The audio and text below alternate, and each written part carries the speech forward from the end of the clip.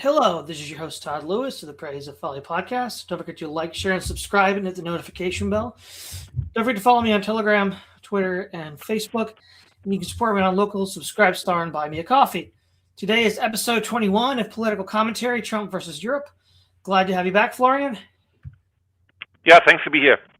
All right, so let's briefly sort of set up what everybody knows. Okay, there's one major issue. Technically two, Greenland and then Europe defense spending. Well, you could also say their issue with regards to internet censorship, but the main focus has been Greenland. I've been hearing that in the news all the time. Then there's been the recent Davos meeting, which of course was in large part about Greenland. So beginning at the beginning of the second term, Trump started pushing this whole Greenland thing. The general gist of it is, well, okay, it's in the Arctic and Russia's starting to militarize the Arctic. Okay, two, there's rare earth minerals now being discovered in Greenland, which Trump wants to, in the U.S. in general, wants to keep out of the hands of China and Russia. Trump's behavior with regards to that has been flamboyant and aggressive towards Denmark, the owner of Greenland, and then also the European Union and NATO in general. Now, the response from Europe has been generally hostile. They think that Trump is overshooting, Trump is being provocative, and then, of course, the recent Davos meeting was an attempt to resolve some of this. Now, you're going to hear a lot of different sides. On the one hand, Trump, the actual deal that was reached is kind of sketchy. It's not really been spelled out very much. For example, when Trump was asked, how did you get the deal by the press? He's just like, it was a great deal. Like, okay, that doesn't answer the press's question. Doesn't really tell us what you did. And then, on the one hand, the Europeans can tell this is Trump backing down because his rhetoric isn't quite as aggressive. But on the other hand, Trump can say whatever the deal he was that he got is a great deal, so it's him one-upping Europe. So, there's what I call a slop take, that this is just Trump trying to, razzle-dazzle the Europeans to then buy Greenland. Okay, well, let's go back to the last time the United States bought a territory from Denmark in 1917 when Woodrow Wilson bought the Virgin Islands. This is just silly. It's ridiculous and unbecoming of a statesman because, one, can you imagine Woodrow Wilson doing that? He didn't. And second of all,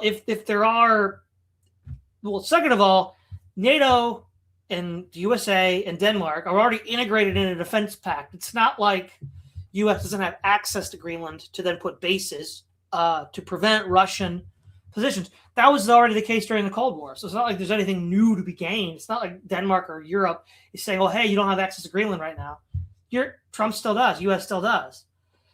Now, some people might say, well, it's about the rare earths, right? And the Chinese business. That might have a little bit more legs in the sense that Europe is willing to have more bilateral trade deals with China, but still, are they going to really do something that would fundamentally weaken their national sovereignty? I don't think so. And even if they were to do so, this could all be handled in channels behind closed doors, as it is in most cases. So again, any strategic defense issue is a joke. The U.S. already had bases in Greenland during the Cold War against the Soviets during a much higher threat risk environment. So I don't really buy that. That's, to me, is a slap take. The thing with rare earth materials, a little bit more plausible because China's been doing the sort of internet economic conquest route. But again, I don't see why the United States couldn't put pressure on Denmark privately not to do anything like that. Ultimately, too, this feeds into the broader point that I've been making on X and elsewhere, that Europe is beginning to have to reconsider its security relationship to the United States. If the United States is as unstable and unreliable as it appears to be, what I've proposed, Euro-Siberia, closer agreements with Russia for the purposes of securing the North European plain, are looking a lot more desirable than what we have, whatever this is. And with regards to just, it's like, why would you upset your alliance structure with NATO? It just doesn't make sense. Now, you might say, you're trying to, one-up them or razzle-dazzle them, or maybe what you're trying to do is put pressure on them to conform to the NATO standard of what 2, 3, or 4% of GDP for defense. But all of this just seems counterproductive because, I mean, okay, Trump's going to be out in 2028. There's going to be a new president. And then, what was accomplished, right? European relations are going to be in the pits. And whoever replaces him is going to have a hard time patching that up. It's just very unseemly, Florian.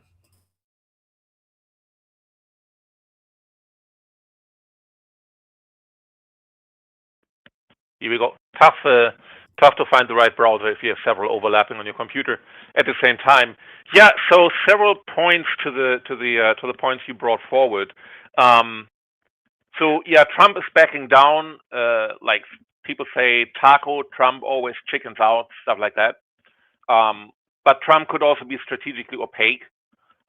If it's unbecoming to a statesman, if we have to compare ourselves to Woodrow Wilson, I would say, the more we don't do what Woodrow Wilson did, the better. But joking aside, the problem is that yeah, in theory we have access to Greenland via NATO, but Denmark is already putting Chinese companies in via Australian front companies, right? There are several attempts of Denmark to use Australian fronts, like via joint ventures, to put Chinese mining companies in. Now, someone who does that is not really a reliable ally. So the problem is that if Europe tries to secretly sneak in Chinese companies, then all of a sudden you have facts on the ground, and then China now has a supreme handle on Greenland, and the U.S. can't get in there anymore. Don't forget that China is doing a lot of imperialist stuff. I mean, people say no, China is not imperialist, but I would contend that they are. They try to overstretch their reach into the I think the Indian Ocean. They overfish the Pacific Ocean in next to South America. China just does whatever they want to, whatever they can get away with, right? And then sooner or later, I think the fear is that China is basically present everywhere in Greenland and has all the mining operations going, and then the U.S. is shit out of luck. So that's one reason why we want to own Greenland or have better access to it than just have like some guarantee within NATO. We just don't trust the Europeans anymore, right? And as I know who said that, Bessent or Lutnick, some of Trump's secretaries, they said you need to own it rather than rent it, right? And I would agree with that. Greenland is of supreme strategic importance, I think, because if you have ICBMs flying from China, they will all go across Greenland. They will not go across Alaska. They will go across Greenland if you look at the globe, right? And then the negotiation puzzle or conundrum where you don't really know, did Trump do a U-turn or not? I would suggest to view this through framework by the late, great Scott Adams, who has seen a lot of maneuvers of the Trump administration pretty correctly, right? So the Greenland crisis was all a negotiation setup, right? So basically, you are belligerent and you force Europe to explicitly articulate their strategic position, right? And then once you push your negotiation partner hard, then they will have revealed how far they can be pushed, what happens then, where the strategic lines in the sand are, and now you can start the real negotiation. So what Trump actually gained is not so much like we get Greenland, but you have basically a new shift of framework, a new shift of your narrative frame. There's now conversation about Arctic security priority that is on U.S. interest. We didn't talk about that before. Before, like 5 years ago, Greenland was just some also there, some possession of Denmark, but nobody really cared about it much. And I know that people in the Trump administration and adjacent have pushed for owning Greenland since 10 years.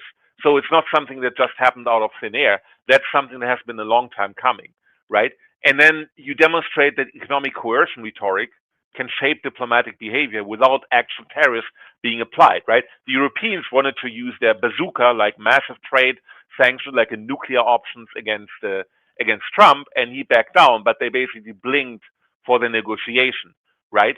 And so now we have a frame in which the U.S. has greater operational footholds and access rights without overt conquest, and we know Europe's red lines, what they're going to do, where their pain points are, and now the U.S. agenda basically shapes the rules of engagement, even if this publicly couched as cooperation. So that's how I see it. And I know there are some people in the U.S. also on the right-wing side who didn't like any acquisition of Greenland, because then if you really want to have Greenland as 51st state, like Alaska or Hawaii, then you deal with potentially 2 Democratic senators, and you deal with an expanded electorate. What if they're Nordic? They're a Nordic country, right? Chances are they'll probably be more tending towards a Democratic political party. Then you shoot yourself in the foot as a conservative. So people also from the pro-Trump side were apprehensive of getting Greenland. The way Trump has done it now is basically a way to get access to Greenland without outright owning it. And I think for that, I think Trump has done what he set out to do. I think many things that Trump does are just some, not exactly bluster, but they're basically very belligerent, and then the other person recognizes basically the other person tells them about their fault lines, their lines in the sand, and then you can say, okay, this is where we negotiate. I remember when I was still in NYU, I was talking to one of the professors with whom I collaborated, and we're sitting in his office, and he was close to retirement. And then another professor knocks on the door, comes in, and tells him that, yeah, I just set up my lab already. I took already your room, right? You already taken down your lab, aren't you? And he pushed back hard, and in the end, she was almost crying. And then he was like in a friendly tone, right? And after she was gone, he told me, this is how you need to negotiate to get what you want. You need to push the other side until they almost cry, or until they cry, and then you stretch out your hand and bring them back into the fold. I think in a way that was Trump's negotiation tactic when it comes to Greenland. So that's my perspective on this entire deal. Okay, so let's explore the energy angle here a little bit, okay? Because first of all, I think what we're seeing here with this focus on Greenland with Trump's second term and the more erratic actions of the United States is that over the last 20 years, China has more or less developed a monopoly on the resource extraction of rare earth materials, while the U.S. was asleep at the wheel during the GWOT. And I think what we see here is this is a scramble move to get something that's left, because China has sort of already cornered that market. And why does this matter? Well, because while the U.S. and its allies might have the manufacturing to manufacture complex electronic equipment, the production chain begins at resource extraction. So it doesn't really matter what you have. If you don't get the input, you're done, right? You're done. And that's the game China's been playing. And the United States is, I think, beginning to play catch up. But the problem now is China has first mover advantage. To quote Frank Herbert, it's the slow blade that penetrates the shield. And of course, if you can interrupt someone's OODA loop and make them react erratically, they're just going to strike your shield and it's going to bounce off. And I think that's what China's doing, and I think that's what Greenland is looking like. The other thing is with the energy issues, right? So in the Davos meeting, Trump mentioned, made a joke about Germany's and its windmills, a swipe at green energy. Now, this is a broader slop take. Why does Germany have an energy crisis? It's not because of its energy policies. It's because Nord Stream pipeline was destroyed by the Atlanticist powers. The United States was willing to sacrifice Europe's energy independence and energy security by destroying it. Now, because remember, beginning at the end of the 80s, the Soviet Union and later Russia, in order for the security of Russia more properly, started selling natural gas to Europe. And it made sense. Because now what has Europe had to pivot to? LNG. Well, okay, let's couch this in terms of EROIs. LNG is much less efficient than just having it piped straight in. And of course, Europe has had to switch to LNG because Nord Stream is gone. And it's like, okay. Now that was the Biden administration, not the Trump administration. But this just shows us the problem, the insecurity of having the U.S. as an ally. First of all, as Kissinger said, it's more fatal than being the U.S.'s enemy. So that's one thing to keep in mind. Second thing to keep in mind is if the United States is willing to sacrifice your energy security, then you need to start rethinking things. This is a problem, okay? And Europe is between a rock and a hard place now. And then thirdly, China, with regards to accessing European markets, has been, let's compare China versus Trump, right? China doesn't make demands, it doesn't make these flamboyant statements, doesn't threaten. It makes deals. It offers, a good arrangements for the European partners. Now, whether you think it's a long-term, communist ploy or not, whatever, in the present, that doesn't matter. What matters is how do the European leadership look at this? Well, this just makes China look more attractive.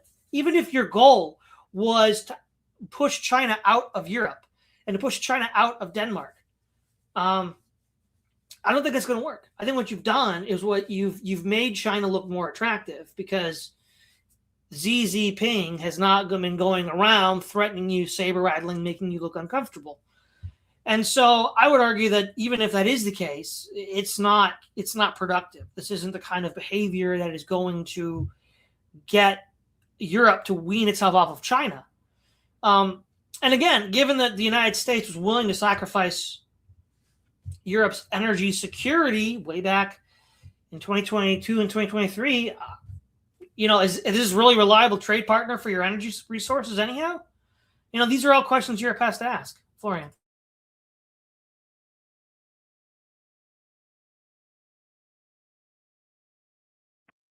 Okay. Yeah. I think that's true. There's a more direct problem with access to Nord Stream pipeline to Russian gas, but Germany is basically fucked. I mean, Europe as well. If I talk about Germany, Europe, I do that somewhat interchangeably because Germany has long been a motor of like a growth motor of Europe. But Germany has a huge green activist industry, right? And they destroyed nuclear power. Even if they really wanted to get it back, it takes them 10 years. With those activists, not a single chance. If you look at surveys, what Germans want, politically, 40% or so of them, they don't want nuclear power. Well, but they need nuclear power for AI data centers and that kind of stuff. If you want to be keeping in line with China and the US in terms of AI, you can't do it with windmill. Trump is right there. It basically, Germany fucked off its own energy infrastructure for industrial growth in the future, right? So whatever Germany still has a big trade surplus with the United States, which is actually also a point of contention. But they are basically coasting on past glory. Other countries in Europe will now become more important, like Portugal, Spain, Italy, and so on. And Germany is still there, but they fuck themselves for the future. And if you don't get new nuclear power, you won't have the energy necessary for the future. Now, what Germany will probably do, they'll probably start to finance small modular reactors at some point, but it's really not looking good. If Germany is not poised to be a next energy powerhouse. And so I think what the Trump administration is looking at is probably saying, we're giving up. We're giving up on trying to get Europe to our side. We're just pushing back against China as much as we can.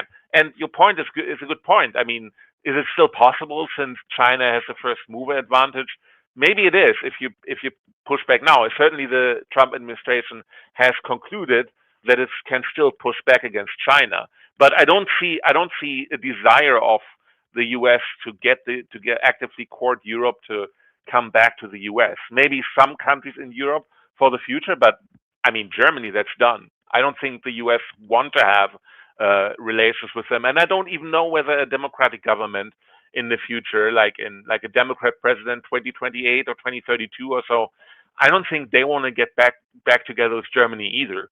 So I view, maybe that's a little bit sloppy, and maybe I shouldn't do that as a German myself, but to me it looks like Europe is done. I mean, it looks like the U.S. is just accepting that Europe is there, and their strategy just contain its influence and directly push back against China. Maybe I'm wrong here. I hope I am, but it doesn't look like that. Well, let me put it this way. Let's step back. Part of the problem here with U.S. policy towards Europe is the fact that the U.S. political system is deeply divided. Trump and Biden had very different policies towards Europe from, say, 2016 to 2024. And of course, it was the escalation to full-scale war between Russia and Ukraine that really hampered Europe. And of course, the destruction of the Nord Stream pipelines was under Biden's watch. So in that regard, it was the Biden administration. And then the Biden administration was heavily pressuring Germany in order to get engaged in the Ukraine war, which of course Germany at first was very reluctant to do. And I think partly that's why the Nord Stream pipelines were destroyed. That was like, okay, look, it's like Cortez burning the ships. There's nowhere else to go. You're stuck. You're going to have to stay with us because we burned the ships at Veracruz. The problem is now Trump has done a complete pivot, a complete 180. And he's like, well, now you're screwed, guys. It's like, well, okay, if the U.S. political establishment is this divided, this schizophrenic, it's making it very difficult. And of course, who knows who's going to come after Trump? Well, we have no idea. That's going to make it very difficult for Europeans to have a consistent understanding of U.S. policy going into the future. And so in that regard, I think that this is a big problem. Because remember, prior to 2021, Europe was not in an energy crisis. We need to remind ourselves about this. It was the Atlanticist powers, the United States primarily, putting pressure on Europe to get in, and then stoking the flames of the Ukraine crisis by arming Ukraine to attack the separatist regions in the east and not adhering to the Minsk protocols that got us here. And that's why there's an energy crisis. And of course, why does China have near monopolistic control of rare earths? Because the U.S. was asleep at the wheel during the GWAT. Now, that's a separate question altogether. That's more of a direct concern to the United States than it is to Europe. But going back to Europe, I think Germany's economic situation is exaggerated. Rheinmetall projects it'll be able to produce 1.5 million 105 millimeter shells by 2027. And, I have no reason to doubt that Rheinmetall can't do that.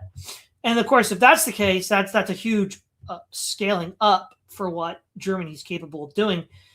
Now, the other thing is, if we talk about energy resources, if you get cheap gas from Russia from the 80s onward, you don't feel the political need or pressure to do anything else. I mean, why would you? It's safer. I mean, sure, Fukushima was a meltdown that was managed. 3 Mile Island was a meltdown that was managed. But then you got cheap energy from natural gas. I mean, there's no need to do that. And of course, there's no risk of a meltdown. Now, of course, you could say, who could have predicted that your ally would sabotage your energy resources, your energy security? Yeah, I know. Well, Kissinger did warn you, though, that being a U.S. ally is more fatal than being a U.S. enemy. But the other thing is, again, whatever China's intentions are, China's playing a much better game with regards to courting Europe, right? If you don't want China entering into the European market, what you don't do is you don't go around lecturing Europe, poking your finger in their face, and then humiliating them in public. That's only going to make them turn to China more. And this is where I step back and say, look, if we look at Trump from 2016 to 2020, and you look at Trump now, he's two different men. It's there's any number of explanations for why Trump is different than he was back then. I mean, there were 2 attempts on his life. That might be it. That might be sufficient to explain it. But nonetheless, he seems like a totally different individual. And the thing is, it's a little late now to tell Europe, oh, hey, now that we got this war started on your eastern border with Russia, that the previous administration started, well, now you're up shit creek. It's like, well, okay, that's a political disaster. Like, see, here's the thing. At least with, Z, you're going to have and then whoever replaces him, you're going to have a predictable political partner in the way that the United States is not predictable anymore. It was from like Eisenhower, some like FDR, Truman, Eisenhower, Kennedy, Johnson, Nixon. These were all predictable partners. You knew what they were going to do. They had a consistent policy, Democrat or Republican. And the fact that the United States can't provide that anymore, we see this especially in the last 8 years with Trump and Biden. It's going to create, again, serious problems for U.S. and Europe.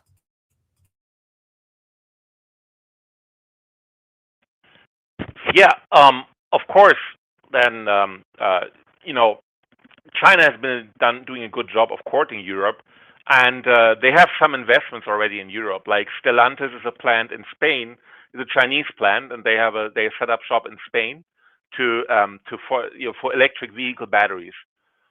Problem with that is that Stellantis has so far only has like 2,000 employees or 3,000, and they're all Chinese with vague promises that they will hire native Spaniards, but that hasn't yet materialized. You have to dig a little bit deeper, which I did with Grok, and it shows like that company is like mostly Chinese people working there. So it really doesn't do much for the Spanish labor market. What you might find in terms of electric cars as well is that China will dump their BYD cheap cars into Europe, into Germany, for example.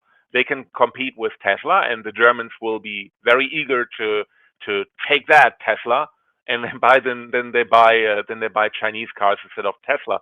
Problem with that is that it's the low end market.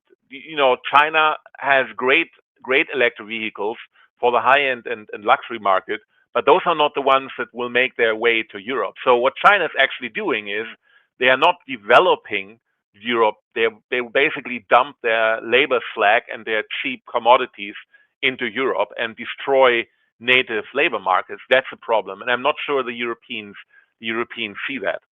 So for energy, so I always thought, and I always worked under the assumption that if you destroy the entire energy infrastructure in terms of nuclear, then eventually even cheap Russian gas will not really help your energy economy. But maybe I'm wrong there, and you have better number. I honestly haven't crunched the numbers there. My assumption was just that nuclear power will always provide the superior energy product, and even in a metaphysical sense, right?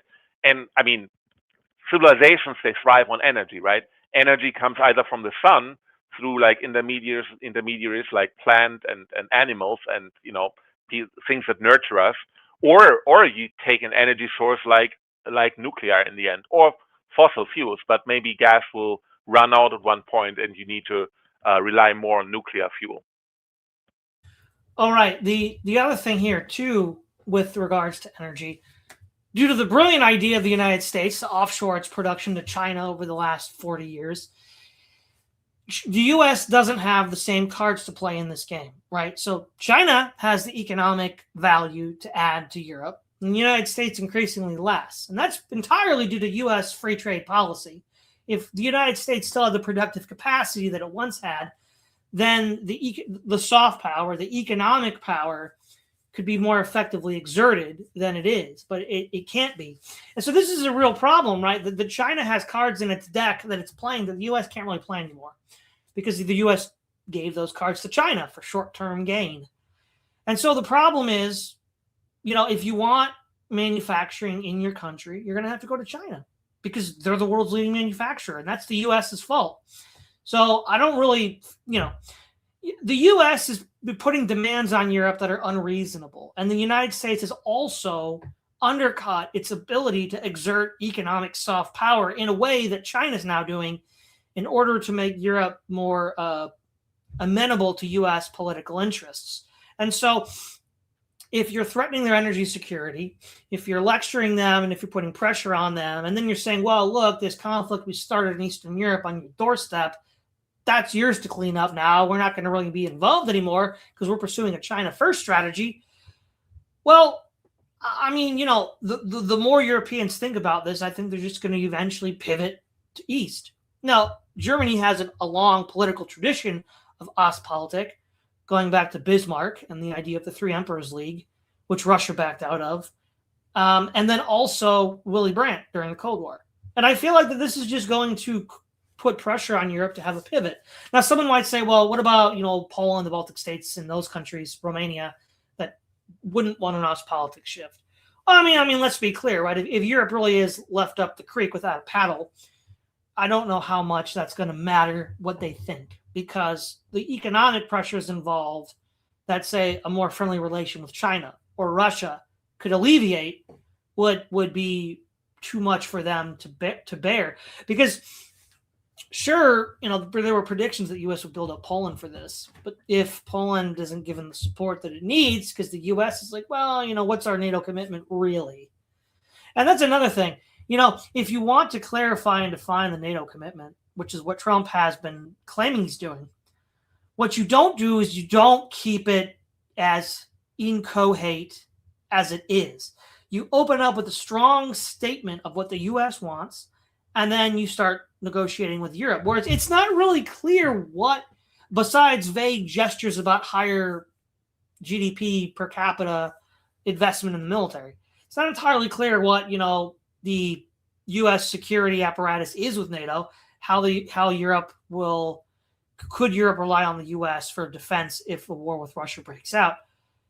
Again, a lot of that stuff is a lot more insecure and ill-defined than it was. And again, if you have a specific goal in mind, please tell me. I would, that's what a smart, rational person would do.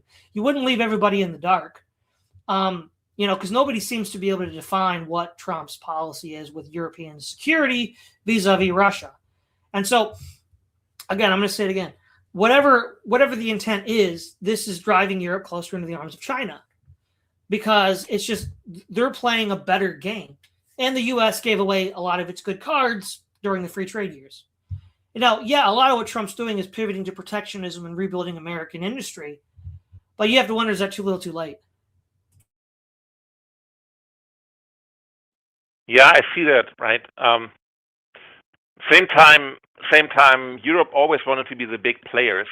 Like, I remember from the 2000s that there was a discussion in Germany whether Germany should have a permanent seat in the Security Council. It's time now for Germany. So if Germany and Europe wants to be big players, they shouldn't complain that they can't fill the big boy pants now, right? So maybe they need to be shocked into changing their paradigm. But I see also that short term this can alienate Germany or Europe from the US and get them closer to China. But there's also other aspects that we very briefly touched upon in the very beginning, which is that Europe has the Digital Service Act and other stuff, which is clearly a way to hurt American social media companies, and is also blatantly incompatible with the American understanding of free speech. And so I don't see really where there's much of a spiritual base right now to get Europe closer to the US. Europe has been taking political stances to the left of the US Democrats, and I'm not entirely sure how that can be reconciled with American understanding of politics and of liberties. And you can always find a compromise, but Europe has such a strong stance. It's basically a strong Trump derangement syndrome stance, if you want to use that word. That's very difficult to come into even speaking terms, right? And I don't know whether that would change with a Democrat president. With a Democrat president, like with Biden, Germany just continues to do their own thing in Europe, but it's not really coming towards the US. So I think there's not so much substance from Europe there as well. And we can say, okay, US should be a little bit more gentle towards Europe, but sometimes I also think, fuck it. The Europeans, they are not gentle towards America. They are downright tyrannical when it comes to personal liberties. And so why should we take that country further on if we can somehow, jump over it and go directly at Russia and China? That would be something that makes it also very hard to reconcile with Europe in any way, shape, or form. Well, if we look at Germany, though, they didn't want war with Russia. They were dragging their feet in, opposing it as long as possible. So it's not that Germany sought the mantle of leadership and then wasn't ready for it. Germany was actively screwed over at two levels. The Biden administration was, I believe, behind the destruction of the Nord Stream pipelines, and pushed all of Europe to war with Ukraine. And now Germany's like, well, now what do we do? Right? They didn't want this. They wanted to continue. In fact, France and Poland were constantly complaining that Germany wasn't giving Ukraine the military assets that they needed. And so, this is just America, leaving Germany in the lurch. And with Denmark as well. again, why not? If you want to, you've already got access to the landmass for security purposes as a part of the NATO alliance, and that worked just fine during the Cold War. I don't see anything that's changed. Again, on the security level. Now, you might say about energy security, that's different.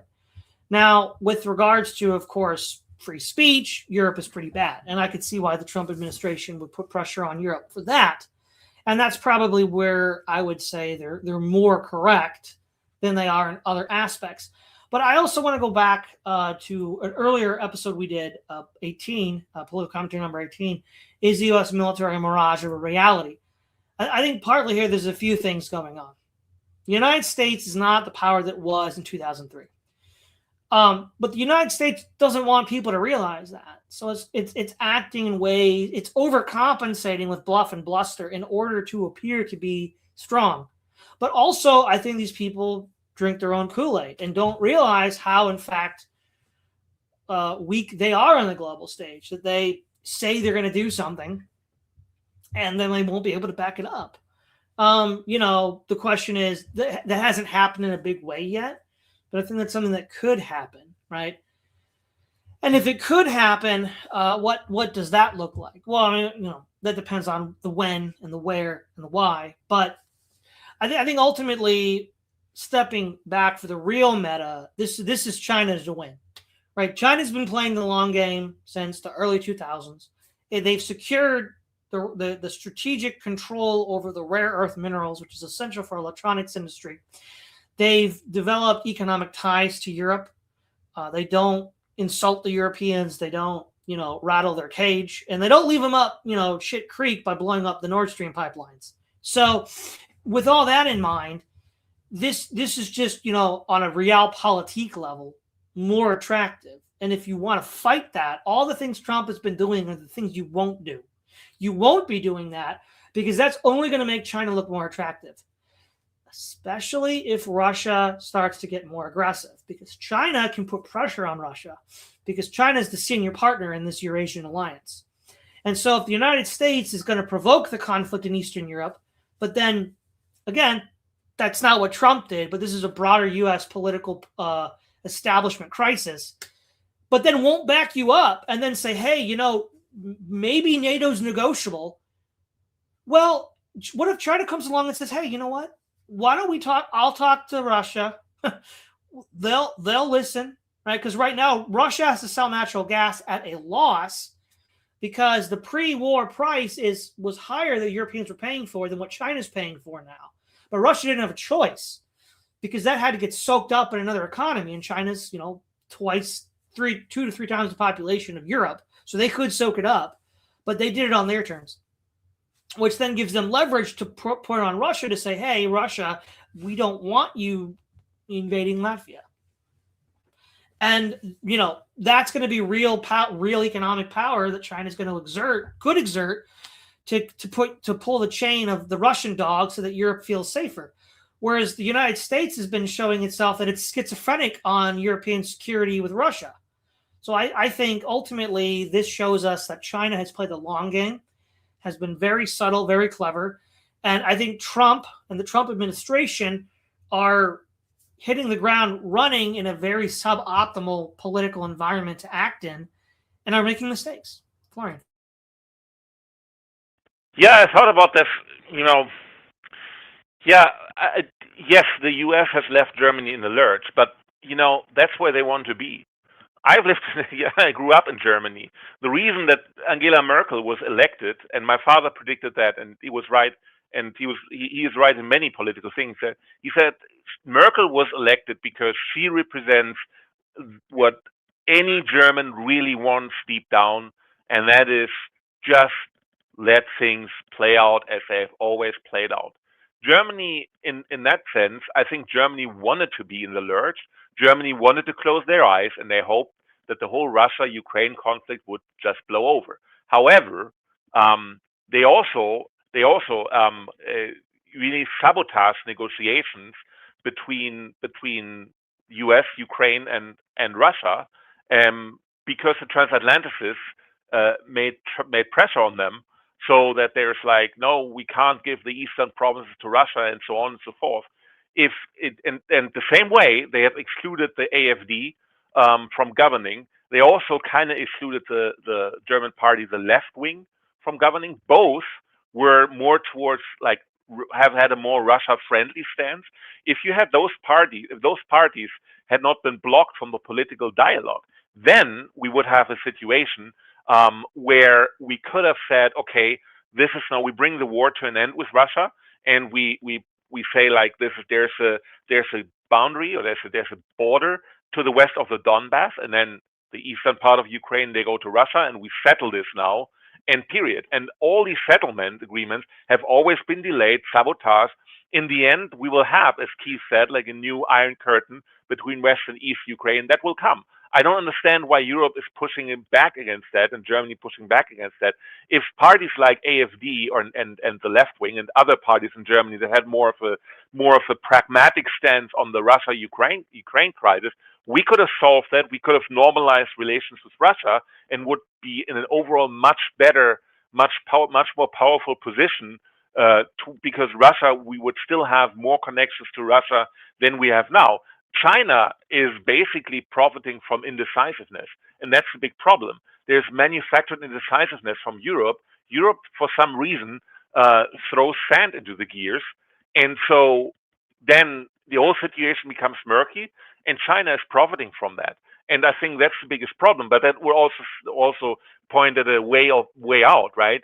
You can always say, okay, we negotiate with Russia. We have this peace agreement now, and that's it, right? And we're not talking about we need to defeat Russia or anything like that.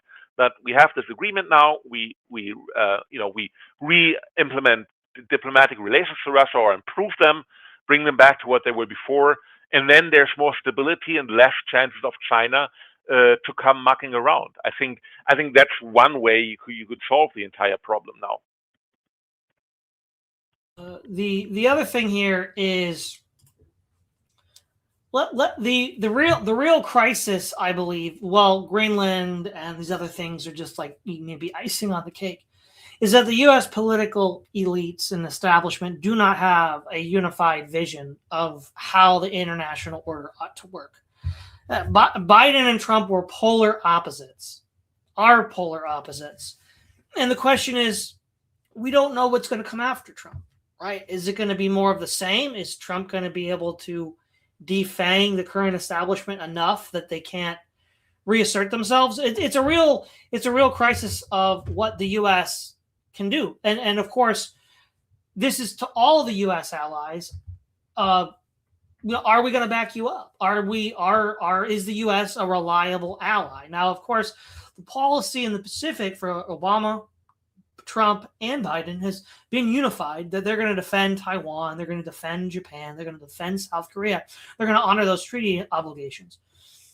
The problem is if Trump is willing to be so vague and opaque about NATO, and what does that mean for Asian allies? I mean, can they really trust the U.S. in the long run? Will the U.S. just say, well, we've done a calculation, it's too expensive to stop the Chinese, and we're just going to leave?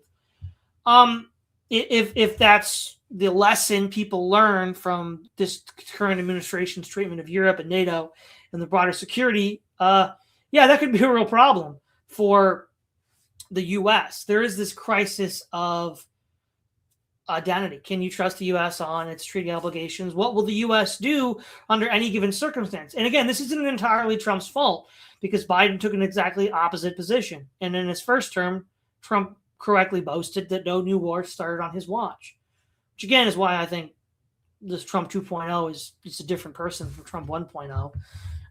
But the point is though, a lot's changed and it's still in flux. And there's the midterms coming up and there's potential impeachment. So again, where does the U.S. stand? What can Trump do? What can Trump not do? What will the future U.S. president do? After 2028. So all of these things are coming into play. And let's imagine a scenario in which Trump is impeached. Okay, what was this all for then? What did it accomplish? It just ruined European-American relations. And if we envision a scenario in which he's not impeached, we still don't know who comes next. I mean, it could be another, deep state shill like Biden, or it could be someone else. We just have no idea. This level of uncertainty on serious geopolitical issues, really serious geopolitical issues, is only playing in China's hands. It really hurts the U.S.'s ability to project power, to win friends, to influence other people. And in the long run, I think this is just a sign of the overall weakening of the U.S. position worldwide. Yeah, well, the loss of soft power was also due to several mistakes that the Biden administration made. For example, threatening or actually doing to how do you call it, sanction or even like seizing. I think they seized some of the I think they seized of one or two Russian oligarchs. Biden took their income that was parked in dollars and seized it basically, or basically debanked them. I mean, if the U.S. wants to debank you, if the U.S. wants to screw you, by the way, I'm not sure everyone knows that, they can debank you, and then you're really, really screwed. They had the Trump administration took that action against three judges of the European Court for Human Rights, or UN Court, when they decided to put an arrest warrant against Netanyahu out. So the Trump administration put sanctions against three of the judges, I think. If you have financial sanctions against you hardcore, that means you're fucked. You cannot do any banking because you cannot do Visa, MasterCard, whatever. Those are all American companies. They won't do business with you. European banks won't do business with you if American banks won't do business with you, and so on and so forth. So basically, you can barter with your neighbor, or you have friends that take care of you, but they are also not really allowed because that would be dealing with a sanctioned individual, right? So the U.S. can actually really screw with you, and now I forgot, but I probably waited so long to tell this anecdote that I now completely forgot what I was saying. What was the last word I was saying before? You said something about if the U.S. sanctions you, then you can't do banking with Europe. Right, and before that? I don't remember. Okay. Well, the Biden administration, yes, they sanctioned some of the Russian oligarchs. So that erodes soft power tremendously, right? In the dollar, but also in the United States. They have less. If diplomacy lives on implied threats and implied actions that you take, and you never ever talk about them. But like sanctioning someone, that's like hardcore direct application of your power. And so that goes at the detriment of your soft power. And so it's not only Trump's fault that the U.S. has less soft power with their former allies. Trump has come on the scene and promised very drastic change, and that was bound to ruffle some feathers. And especially Europe has retracted into a serious case of Trump derangement syndrome.